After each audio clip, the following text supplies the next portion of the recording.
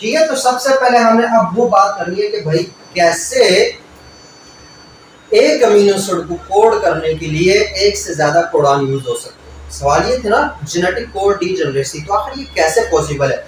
इसको आंसर करता है एक इफेक्ट जिसको बोलते हैं वोबल इफेक्ट। क्या बोलते हैं इसको? Wobble effect. इसको वोबल इफेक्ट भी बोलते हैं, वोबल हाइपोथेसिस भी बोलते हैं, बहुत सारे नाम है इसके, याद रखना। वोबल इफेक्ट भी है, वोबल हाइपोथेसिस है, वोबल बेस पेयरिंग है, बहुत सारे इसके नाम है। तो अब हमने समझना है वोबल इफेक्ट को कैसे। बेसिकली हमें किसको समझना है? वोबल इफेक्ट को। वोबल इफेक्ट को क्रिक ने ही हमारे पास हाइपोथेसाइज किया था। क्रिक कौन था? वही वाटसन एंड क्रिक जिन्होंने डीएनए का मॉडल दिया था। उसी ने ये वाला जो इफेक्ट है, ये वाला जो हाइपोथेसिस है, ये भी उसी का काम है। और वो मसला क्या था कि उसने कहा कि ये जो हमारे पास फर्स्ट पोजीशन होती है एंटीकोडॉन पे, किस पे? एंटीकोडॉन पे। इस चीज को याद रखो, फर्स्ट पोजीशन होती है जो एंटीकोडॉन पे, या फिर थर्ड पोजीशन जो होगी कोडॉन पे। दो बातें याद रखो, अगर कोडॉन की कंसीडर कर रहे हो तो थर्ड पोजीशन, अगर एंटीकोडॉन कंसीडर करोगे तो फिर एंटीकोडॉन का फर्स्ट पोजीशन। कहता है वो पोजीशन वोबल होती है। क्या होती है? वोबल। वोबल का मतलब क्या है कि वो थोड़ा अपने नॉर्मल जो हमारे पास रिवायात हैं, ट्रेडिशन से हट के चीज है। तो जो वाटसन क्रिक की जो बेस पेयरिंग थी, उस बेस पेयरिंग के मुताबिक क्या होता है कि हमारे पास ए जो है वो यू के साथ करेगा, आरएनए के केस में बता रहा हूँ, और जो जी है वो सी के साथ पेयर बनाएगा। ये क्या है? वाटसन क्रिक बेस पेयरिंग है। नॉर्मल जो सबको पता है, जो सबको पढ़ाया जाता है, सबसे ज्यादा यूज भी यही होता है कि ए हमारे पास ये थाइमीन या यूरासिल के साथ डबल बॉन्ड बनाता है, जी साइटोसिन के साथ, गुआनिन साइटोसिन के साथ ट्रिपल बॉन्ड बनाता है। ये हमारे पास वाटसन क्रिक का बेस पेयरिंग्स है। ठीक है, कंप्लीमेंट्री बेस पेयरिंग। तो वो ये कहते हैं कि जो एंटीकोडॉन पे पहली पोजीशन होती है, जो हमारे पास कोडॉन पे तीसरी पोजीशन होती है, ये वोबल होती है। यहाँ पे आके तुम लोग जो वाटसन क्रिक बेस पेयरिंग है वो लागू नहीं होती, बल्कि कुछ और रूल्स हैं वो लागू हो जाते हैं। मतलब किस केस में? कोड डीजनरेसी के केस में। कैसे? वो मैं बताता हूँ। एक एग्जांपल हमने कंसीडर करना है। कोडॉन टेबल तुम लोगों के पास है, वहां पे जाके उठा के देख लो आइसोल्यूसिन को। किसको देख लो? आइसोल्यूसिन को। तो ये जो आइसोल्यूसिन है, इस आइसोल्यूसिन को कोड करते हैं हमारे पास क्या? इसको कोड करता है AUC, इसी को कोड करता है AUU, और इसी को कोड करती है हमारे पास AUA।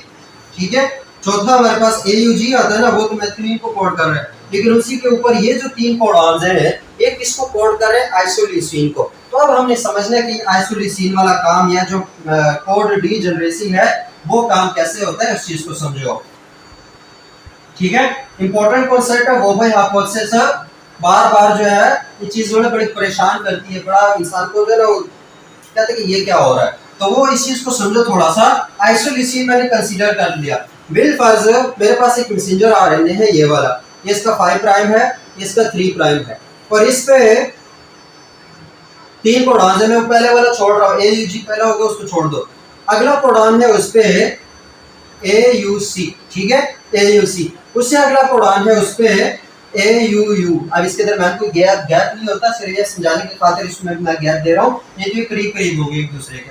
और एक और कोडॉन है उस पे, कौन सा? AUA। ऐसा ही है, ये तीन कोडॉन बिल्कुल उस मैसेंजर आरएनए के ऊपर पड़े हुए हैं। तो होना क्या चाहिए कि ट्रांसफर आरएनए, अब हमें ये तो बताया जाता है कि ये तीनों जो है वो सेम एक ही आइसोल्यूसिन को क्या कर रहे हैं? कोड कर रहे हैं। कैसे कोड कर रहे हैं इस चीज को आप समझो। ट्रांसफर आरएनए है, एक्टिवेटेड ट्रांसफर आरएनए है। क्या है? एक्टिवेटेड ट्रांसफर आरएनए का मतलब क्या होगा? ये ट्रांसफर आरएनए है और इसके ऊपर यहाँ पे आइसोल्यूसिन जुड़ा हुआ है। ठीक है, आइसोल्यूसिन वहां पे जुड़ा हुआ है, अमीनो एसिड। इसके ऊपर एक एंटीकोडॉन होगा। क्या होगा? इसके मिडिल लूप में क्या है? एंटीकोडॉन। अब ये हमारे पास AUC है। क्या है? AUC। तो इसका एंटीकोडॉन क्या बनेगा जरा यार बताओ, मैं यहाँ पे इसको ऐसे बता रहा हूँ। ठीक है, बिल्कुल। ये हमारे पास क्या है? एक ट्रांसफर आरएनए है जिसके ऊपर आइसोल्यूसिन जुड़ा हुआ। तो अब ये जो AUC है, इसका एंटीकोडॉन क्या बनेगा? ये इसको मैं एंटीकोडॉन कंसीडर कर लेता हूँ। तो A के अगेंस्ट क्या आना चाहिए? A के अगेंस्ट हमारे पास यूरासिल आएगा, बात ठीक है। U के अगेंस्ट क्या आएगा? U के अगेंस्ट हमारे पास आएगा A, बात ठीक है। बताओ C के अगेंस्ट क्या आएगा? ज़हन में क्या आ रहा है कि G आएगा? नहीं, जी नहीं आएगा, मतलब यहाँ पे यू ए जी नहीं आता। ठीक है, सवाल ये उठता है तो अगर यू ए जी नहीं आता तो फिर यहाँ पे क्या बला आती है? वोबल हाइपोथेसिस यहाँ से शुरू होगा। तो अगर ये हमारे पास फर्स्ट पोजीशन है किस पे, एंटीकोडॉन पे, उस पे अगर जी नहीं आ रहा है इसके अगेंस्ट तो क्या आएगा? इसके अगेंस्ट आएगा हमारे पास आई। क्या आएगा? आई। क्या बला है, मतलब अभी तक तो आई तुम लोगों ने देखा भी नहीं, देखा आई है क्या बला? क्या पढ़ रहे थे? थायमीन रिप्लेस हो गई यूरासिल के साथ, ठीक है मान लिया। अब आई क्या बला है? टेंशन नहीं लेनी, थोड़ा आगे आओ, समझाते हैं, सब कुछ समझाते हैं। ठीक हो गया? तो यहाँ पे अगर देखो तो यहाँ पे क्या आएगा? ए के अगेंस्ट क्या आएगा? यू आएगा। यू के अगेंस्ट क्या आएगा? क्या आएगा? ए आएगा। अब इस वाले यू के अगेंस्ट क्या आएगा? क्या आना चाहिए? अभी देखो दूसरी पोजीशन पे अगेंस्ट ए आ गया, तीसरी वाले की पोजीशन के अगेंस्ट क्या आएगा? फिर से जहन में क्या आ रहा है? यू आ रहा है, फिर यू नहीं आएगा, आई आएगा। क्या आएगा? आई आएगा। कंफ्यूजन और बढ़ गई, थोड़ा आगे चलते। एक और हमारे पास ट्रांसफर आरएनए कंसीडर कर लेते हैं। ये क्या है हमारे पास है? इस पे भी एंटीकोडॉन होगा। ए के अगेंस्ट क्या है? यू। यू के अगेंस्ट क्या है? ए। ए के अगेंस्ट क्या आएगा? जो आप बोलो जरा कि यू आएगा, यू फिर नहीं आएगा। ए के अगेंस्ट भी आई आएगा। क्या आएगा? आई आएगा। सवाल अब यहाँ पे आकर तुम लोग थोड़े से दिमाग काम जो है ना वो करना भी शुरू कर दे और कंफ्यूज भी ज्यादा हो गए। करना कैसे शुरू कर दे कि अच्छा मतलब ये भी यू ए आई है, ये भी यू ए आई है, ये भी यू ए आई है, तीनों यू ए आई है, तो तीनों का काम क्या था? आइसोल्यूसिन को उठाना। मतलब ये यू ए, जो आइसोल्यूसिन लगाई जाती है, जो अमीनो एसिड लगाया जाता है, वो अकॉर्डिंग टू एंटीकोडॉन लगाया जाता है। तो एंटीकोडॉन तो इसका भी यू ए आई है, इसका भी यू ए आई है, इसका भी यू आई है। तो जो अमीनो एसिड ट्रांसफर आरएनए का जो सिंथेटिक एंजाइम है उसने तो उठा के आइसोल्यूसिन ही लगाना है ना। क्या लगाना है ट्रांसफर आरएनए पे? आइसोल्यूसिन लगाना है। तो फिर ये वाली जो बला, ये जो थर्ड पोजीशन ऑफ कोडॉन है, इस पे ये क्या मसला आ रहा है? इसको बोलते हैं wobble hypothesis. According to wobble hypothesis अगर आ जाए एंटीकोडॉन में पहली पोजीशन पे आई, एंटीकोडॉन में पहली पोजीशन पे क्या है? आई। तो आई हमारे पास कंप्लीमेंट्री होगा। क्या होगा? कंप्लीमेंट्री। लेकिन आम जो कंप्लीमेंट्री है, जो वाटसन क्रिक है, उससे हट के, मतलब कंप्लीमेंट्री है लेकिन आम नहीं है। ये जो आई है ये कंप्लीमेंट्री होगा ए के भी, ये कंप्लीमेंट्री होगा सी के भी, और एक कंप्लीमेंट्री होगा यू के भी। इन तीनों बेसिस की कंप्लीमेंट्री हमारे पास आई है। तो अब आई क्या है? आई मैं बता दूं, कंफ्यूजन दूर कर दूं। आई की फुल फॉर्म है इनोसिन। क्या है? इनोसिन। और ये जो इनोसिन है इसके अंदर एक, जिस तरह एडेनिन, गुआनिन, साइटोसिन इस तरह के बेसिस हैं, इसी तरह के एक और बेस है जिसको बोलते हैं हाइपोजेंथीन। जिसको क्या बोलते हैं? हाइपोजेंथीन। तो बाज बुक्स में, बाज लेक्चर्स में आई को हाइपोजेंथीन बताया गया है, लेकिन आई बेसिकली इनोसिन है। Inosine monophosphate. अगर बहुत ज्यादा इसके बारे में, इनोसिन के बारे में दिल करे सर्च करने को, तो मेरी बहुत पुरानी, तकरीबन 2 साल पुरानी एक वीडियो है इनोसिन मोनोफॉस्फेट के नाम से। जैसे लिखोगे तो एग्जैक्ट वो जो हमारे पास लेक्चर है वो खुल जाएगा, इनोसिन मोनोफॉस्फेट वाला। तो वहाँ पे देख लो, वहाँ पे एक बेस है नाइट्रोजनस बेस जिसको हाइपोजेंथीन बोलते हैं। इसी आईएमपी से ये बाकी सारी चीजें बनती हैं। ये सिंथेसिस ऑफ बायोमोलिक्यूल्स में फिर पता लगता है। ये जो इनोसिन है इसी से आगे हमारे पास ये बाज जो तुमको एडेनिन, यूरासिल और ये थायमीन, साइटोसिन, गुआनिन ये चीजें नजर आ रही है। बाप दादा उनका वो है। तो अगर बाप दादा आ गया यहाँ पे तो ये सारे उसके आगे फिर कुछ भी नहीं है। तो अगर यहाँ पे सी आए, यू आए, ए आए, तो उसके लिए हमारे पास एंटीकोडॉन में एक ही काफी है, इनोसिन। इनोसिन ये भी है, इनोसिन इधर भी आएगा, इनोसिन इधर भी आएगा। तो हाइपोथेसिस जो गूगल का था उसके मुताबिक क्या है कि अगर फर्स्ट लेटर या फर्स्ट बेस एंटीकोडॉन की आई हो, मतलब ये फर्स्ट है ना, जो मैंने अभी पोजीशन बता रहा था उसके मुताबिक ये वाली आई जो है वो फर्स्ट बेस है। तो फर्स्ट बेस अगर आई हो तो वो हमारे पास एडेनिन, साइटोसिन और यूरासिल इन तीनों के लिए काफी है। इन तीनों के लिए क्या है? काफी है।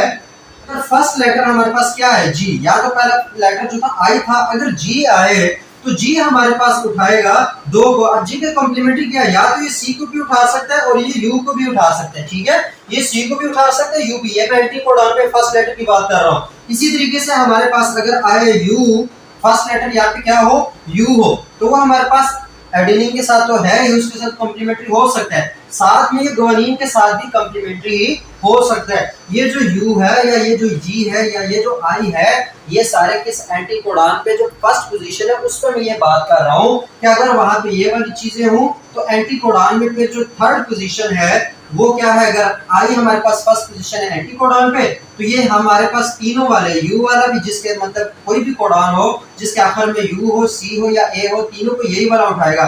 जैसा कि यहाँ पर देखो तो अब ये वाला कोडॉन है, इसके आखिर में क्या है ए, और वहां पे फर्स्ट कोडॉन क्या था, फर्स्ट जो हमारे पास बेस है वो आई है। तो अब ये आई जो है वो ए को कंप्लीमेंट कर सकते हैं, तो क्योंकि यहाँ पर हमें पता है आई जो है वो ए को कंप्लीमेंट कर रहा है, तो ये इस ए यू ए को भी U A I he consider कर लेंगे।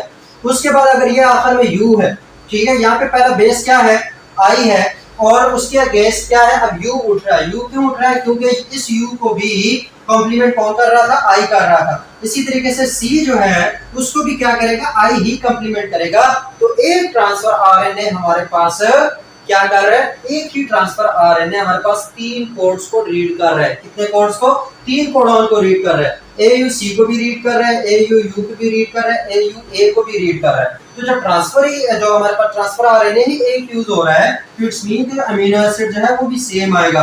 तो इसके लिए भी अमीनो एसिड आएगा कौन सा, आइसोल्यूसिन, इसके लिए भी आएगा आइसोल्यूसिन, और इसके लिए भी आएगा आइसोल्यूसिन। तो इस तरीके से हमारे पास कोड डीजनरेसी होती है। एक ही अमीनो एसिड के लिए मोर देन वन क्या कोडॉन यूज हो सकते हैं। तो वो ये हमारे पास बेसिकली सारा जो फटा था वो ये वाला था, कौन सा, वोबल हाइपोथेसिस या वोबल इफेक्ट जिसको बोलते हैं। मसला कहाँ पे आता है, एंटीकोडॉन की जो पहली पोजीशन है वहां पे। बाकी जी और यू जो है इसको ज्यादा ना याद रखो, आई ज्यादा याद रखो। इनोसिन जो है जिसके अंदर हाइपोजेंटीन होती है वो इंपॉर्टेंट है कि वो हमारे पास ए यू और सी तीनों को कंसीडर कर सकते हैं अपना कॉम्प्लीमेंट। इस वजह से हमारे पास एक ही ट्रांसफर आरएनए जो है वो 3 कोडॉन्स को क्या कर लेते हैं, ट्रांसलेट कर लेते हैं, और हमारे पास आइसोल्यूसिन जोड़ देते हैं। और यही रीजन है, क्या है, यही रीजन है। टोटल कोडॉन हमारे पास कितने, 61 कोडॉन हैं। कितने हैं, 61 कोडॉन हैं। अभी तक जितने भी ट्रांसफर आरएनए डिस्कवर हुए उसके टाइप से 60, कितने ट्रांसफर आरएनए डिस्कवर हुए, 60। जबकि अगर सिर्फ ह्यूमन की बात करते हैं, अपनी बात हम करते हैं, बाकी को छोड़ो, हमारे अंदर सिर्फ और सिर्फ तकरीबन कोई 45 ट्रांसफर आरएनए की डिफरेंट टाइप्स है। कितनी है, 45 ट्रांसफर आरएनए की डिफरेंट टाइप्स हैं। तो अगर ट्रांसफर आरएनए हमारे पास 45 है, क्या है, 45 है, कोडॉन हमारे पास 61 है, तो कैसे ये कम ट्रांसफर आरएनए ज्यादा कोडॉन को रीड कर रहे हैं, due to this effect, due to जो वोबल इफेक्ट है, ड्यू टू वोबल हाइपोथेसिस। उस वोबल हाइपोथेसिस की वजह से जैसा कि हमने यहाँ पे देखा कि एक यूएआई वाला जो ट्रांसफर आरएनए है वो 3 कोडॉन्स को रीड कर रहा है। कितनों को रीड कर रहा है, 3 कोडॉन्स को। इट्स मीन कि अगर 45 ट्रांसफर आरएनए है तो वो 61 कोडॉन्स को रीड करने के काबिल है। क्यों, due to wobble hypothesis, due to wobble hypothesis. तो ये चीज भी होप से समझ आ गई। ये 2 चीजें काफी इंपॉर्टेंट थी। वोबल हाइपोथेसिस कॉलेज लेवल पे कोई कहीं पर भी नहीं है, ठीक है, ये सिर्फ समझाने की गरज से था। तो याद इस वक्त सिर्फ कॉन्सेप्ट याद रखो कि ये चीज हो क्यों हुई है। इसको याद करना या इसके लिए रटे लगाना कोई जरूरी नहीं है, क्योंकि ये तुम लोगों को कॉलेज लेवल पे है नहीं। वैसे ही पता होना चाहिए कि वोबल हाइपोथेसिस क्या है, क्योंकि वो बहुत सारे रीजन आ जाते हैं कि ट्रांसफर आरएनए कम है, कोडॉन ज्यादा है, तो कैसे कम ट्रांसफर आरएनए ज्यादा कोडॉन को रीड कर रहे हैं, ड्यू टू वोबल हाइपोथेसिस। पता लग गया कि वोबल हाइपोथेसिस क्या है, ट्रांसफर आरएनए का स्ट्रक्चर पता होना चाहिए, ठीक है। ट्रांसफर आरएनए का स्ट्रक्चर पता होगा तो तुम लोगों को आगे फिर ट्रांसलेशन में पता लगेगा कि अच्छा एंटीकोडॉन क्या है, किस तरह हमने इसको रीड करना है, कैसे ये रीड होगा, ठीक है। तो ये हमारे पास ट्रांसफर आरएनए, दूसरा क्या था हमारे पास, मैसेंजर आरएनए, जेनेटिक कोड। ये चीजें सारी होगी, एक चीज रहती है। उसके बाद हमने डायरेक्ट जाके किस पे शुरू हो जाना है, ट्रांसलेशन पे शुरू हो जाना है। एक चीज हमारे पास रह गई है, हर किसी ने पढ़ी हुई है, कोई मुश्किल बात नहीं है, और वो क्या है, यहाँ पे सिर्फ रिकॉल की खातिर बता रहा हूँ। और वो रिकॉल की खातिर मैं क्या बनाऊंगा, क्या बताऊंगा मैं यहाँ पे रिकॉल की खातिर, जरा सोचो। मैसेंजर आरएनए भी हो गया, ट्रांसफर आरएनए भी हो गया, अब पीछे रह गया, क्या रह गया, पीछे रह गया हमारे पास राइबोसोमल आरएनए।